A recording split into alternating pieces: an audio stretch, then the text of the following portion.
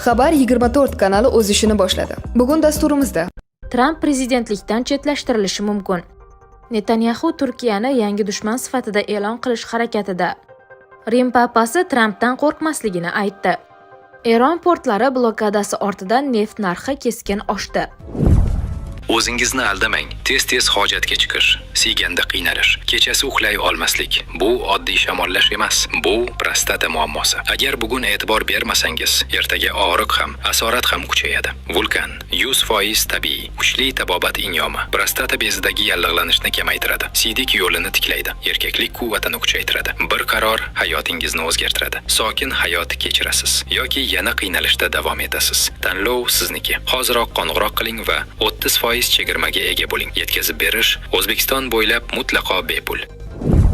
Tramp prezidentlikdan chetlashtirilishi mumkin. Tramp shu yil AQShdagi oraliq saylovlardan so'ng prezidentlikdan chetlashtirilishi mumkin. Bu haqda Oq uyni yorituvchi jurnalist Saymon Ateba ma'lum qildi. Uning so'zlariga ko'ra, Tramp Napoleonga xos ambitsiyalari va imperiyaviy qarorlari tufayli Eron bilan cheksiz urush tuzog'iga tushib qolgan. Respublikachilar saylovda jiddiy mag'lubiyatga uchrashi mumkin. Trampga esa yil oxiriga qadar impichment e'lon qilinish ehtimoli bor.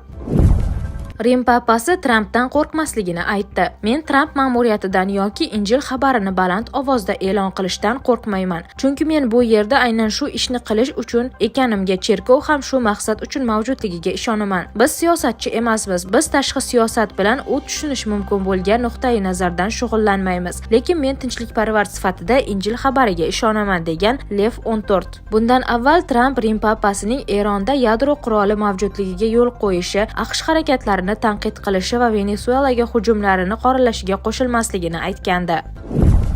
Portlar xavfsizligi yo barcha uchun yoki hech kim uchun emas. Eron Trampning dengiz qamali haqidagi bayonotiga javob qaytardi. Eron Islom inqilobi qo'riqchilari korpusi harbiy qo'mondonligi agar Fors va Ummon ko'rfazlaridagi Eron portlari xavfsizligiga Qo'shma Shtatlar tomonidan xavf tug'ilsa, u holda mintaqadagi hech bir port xavfsizlikda bo'lmasligini ma'lum qildi. Fors va Ummon ko'rfazlarida joylashgan portlardagi xavfsizlik yo barcha uchun yoki hech kim uchun emas, deyiladi korpus bayonotida. Eron AQSh kiritishni rejalashtirayotgan cheklovlarni noqonuniy deb atadi va bu cheklovlar qaroqchilik akti ekanligini ta'kidladi. Shuningdek, Islom inqilobi qo'riqchilari korpusi harbiy qo'mondonligi Eron urush tugaganidan so'ng Hormuz bo'g'ozi ustidan doimiy nazorat mexanizmini joriy etish niyatida ekanini bildirdi. Hamda dushmanga aloqador bo'lgan har qanday kemalar undan o'tish huquqiga ega emasligi va kelajakda ham ega bo'lmasligini ma'lum qildi.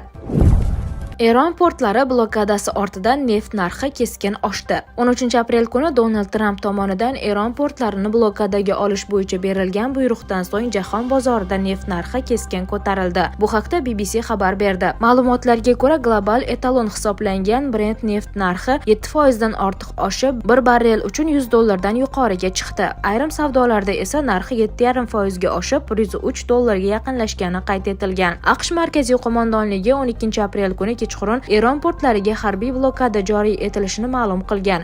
Ushbu cheklovlar Eron portlariga kiruvchi va undan chiquvchi barcha dengiz transportlariga taalluqli bo'lib, Fors va Ummon ko'rfazidagi harakatlarga ham ta'sir ko'rsatmoqda. Shu bilan birga Tramp Truth Social tarmog'idagi bayonotida Hormuz bo'g'ozi orqali harakatlanayotgan kemalarga nisbatan qat'iy choralar ko'rilishini ta'kidlagan. Unga ko'ra, AQSh harbiy dengiz kuchlari hududdagi nazoratni kuchaytirib, har qanday tahdidlarga keskin javob qaytaradi. Mutaxassislar fikricha, ushbu keskin vaziyat global energetika bozorida beqarorlikni kuchaytirib, narxlarning yana oshishiga sabab bo'lishi mumkin. Agar Eronning biron bir kemasi bizning blokadamizga yaqinlashsa, u darhol yo'q qilinadi. Eron dengiz floti dengiz tubida butunlay vayron bo'lgan 158 ta kema. Biz ularning bir nechta tezkor hujum kemalari bilan jang qilmadik, chunki biz ularni jiddiy tahdid deb hisoblamadik. Ogohlantirish: agar bu kemalardan birortasi bizning blokadamizga yaqinlashsa, ular darhol yo'q qilinadi. Bu biz dengizdagi giyohvand moddalar savdogarlariga qarshi qo'llaydigan tizim yordamida amalga oshiriladi. AQShga dengiz yoki okean orqali kiradigan giyohvand moddalarning 98,2% to'xtatildi.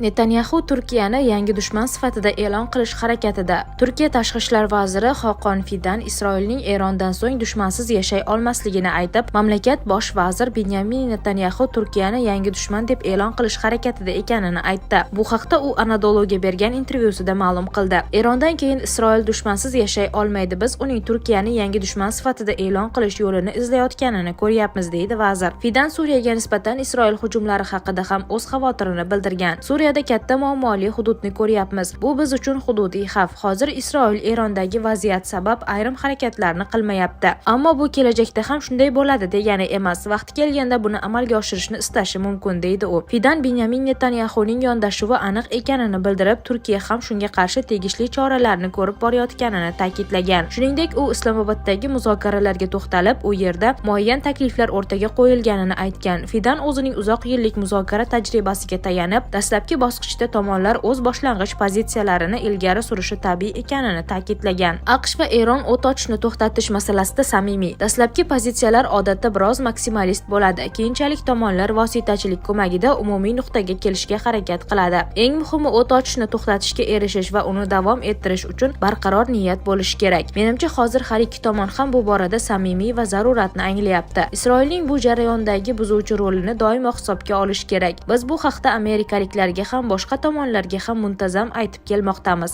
Hozircha amerikaliklar ham eronliklar ham o'z mamlakatlariga qaytishdi. Ayniqsa eronliklar AQSh tomonidan taqdim etilgan taklifni ko'rib chiqadi va unga javob beradi deb o'ylayman, degan vazir. Fidan o't ochishni to'xtatish bo'yicha muzokaralarni 15 kun ichida yakuniy hujjatga aylantirish qiyin bo'lishi mumkinligini aytgan. U Turkiya bu jarayonning murakkabligini avvaldan ta'kidlab kelganini ham bildirgan va muzokaralar yaxshi davom etsa 45 yoki 60 kunlik qo'shimcha o't ochishni to'xtatish rejimi ham ko'rib chiqilishi mumkinligini ta'kidlagan. Eron biz bilan bog'landi. Ular kelishuv tuzishni juda ham xohlashmoqda. AQSh prezidenti Donald Trampning boshqa bayonotlari. Men Rim papasidan uzr so'ramayman. Papa Lev noto'g'ri gaplarni gapirdi. O'ylaymanki, u jinoyatchilikka qarshi kurashchi juda zaif. Biz Eronni qamal qilyapmiz. Ular biznes qilishmayapti. Tehron biznes bilan mutlaqo shug'ullanmayapti va biz vaziyatni xuddi shunday saqlab qolmoqchimiz. Ukraina urushda yangi strategiya izlayapti. Ukrainada urush deyarli 4 yilga yaqinlashar ekan, Rossiyaning sekin lekin doimiy bosimi Kiyev pozitsiyalarini muzokaralarda zaiflashtirmoqda. Asosiy muammo Rossiya dronlari orqali Ukraina armiyasining orqa ta'minot yo'llarini uzishga harakat qilyapti. Janubiy sharqda Rossiya dronlar bilan logistikaga zarba berib, Ukraina mudofaasini ichidan yemirishni maqsad qilgan. Qishloq yo'llari yonib ketgan, texnika bilan to'lib ketgan, front esa asta-sekin siljiyapti. Rossiya yangi taktika qo'llayapti. Dron operatorlarini yo'q qilish, ta'minot tizimini uzish, o'rta masofada zarbalar berish. Ukraina esa hali ham asosan frontdagi jonli kuchga zarba berishga urg'u beryapti. Lekin ko'p harbiylar bu yetarli emas deb hisoblaydi. Ular fikricha Rossiya kabi orqaga sistemali zarba berish strategiyasiga o'tish kerak.